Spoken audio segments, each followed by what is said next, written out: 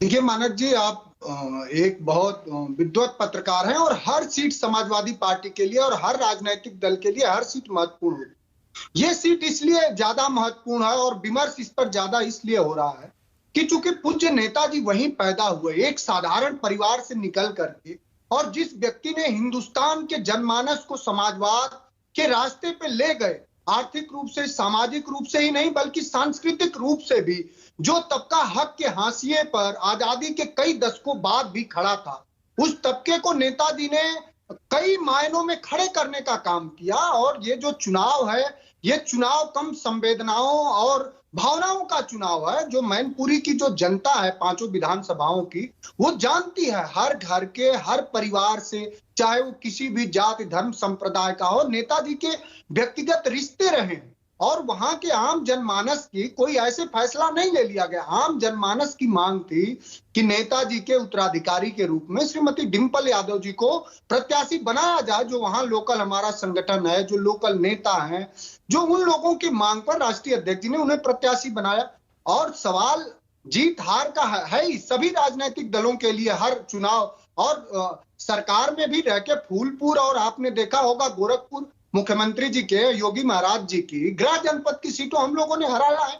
तो ये कोई बात नहीं है। और आपके माध्यम से हम आश्वस्त करना चाहते हैं कि समाजवादी पार्टी एक बड़े अंतर से मैनपुरी का चुनाव, रामपुर का और खतौली भी, तीनों आपको जीतती हुई नजर आएगी और जीतेगी। अब सवाल यह है कि भारतीय जनता पार्टी को कुछ बुनियादी चीजों पर भी, आप भारतीय जनता पार्टी जाएगी तो क्या कहेगी कि पशुओं का चारा बढ़ा दिया, किसानों को जब रबी के फसल की बुआई चल रही है तो पूरे उत्तर प्रदेश में कहीं भी डीएपी और नाइट्रोजन नहीं मिल रहा। अच्छा मनोज, तस्वीरें आपका भी मुद्दों पर अभी थोड़ी देर में आता हूं, मुद्दों पर अभी आता हूं। कम से कम आप ये तो मान रहे हैं कि एक चुनाव जो अभी हुआ बाई इलेक्शन गोला का, और जो 3 अभी होने वाले हैं, एक लोकसभा का और 2 विधानसभा के, आप ये मान रहे हैं कि इनसे एक संदेश तो निकलेगा?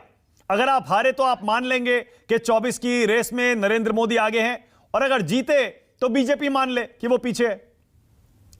देखिए, हर चुनाव के और उसके परिणाम के माने जी जरूर कुछ न कुछ मायने जरूर निकलते हैं, इसको तो नजरअंदाज नहीं किया जा सकता है।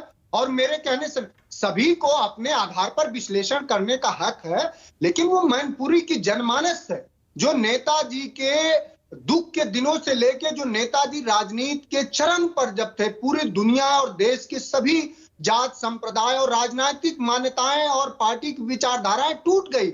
जब नेताजी का जिस दिन अंतिम संस्कार हो रहा था, वहां कम से कम हम लोग तो उस भीड़ के और उस दृश्य के गवाह हैं। 10 से 15 लाख लोग रहे, शायद दुनिया में किसी के अंतिम समय पे इतने लोग आए हों, तो वो सभी लोग जानते हैं। और माननीय डिंपल यादव के नाम भी रिकॉर्ड ही है। और आपके माध्यम से कह रहा हूं, ये पर हारी भी है वो चुनाव, वो हारी भी हैं लोकसभा का चुनाव, हारी है, लेकिन उन्हीं के नाम ये भी चुनाव है कि वो हिंदुस्तान की पहली ऐसी महिला है जो निर्विरोध निर्वाचित हुई है लोकसभा के लिए। अच्छा, अखिलेश यादव ने क्यों नहीं लड़ा? अगर वाकई में वो परिवार के पास विरासत रखना चाहते थे नेताजी की, तो अखिलेश यादव क्यों नहीं उतर रहे मैनपुरी से?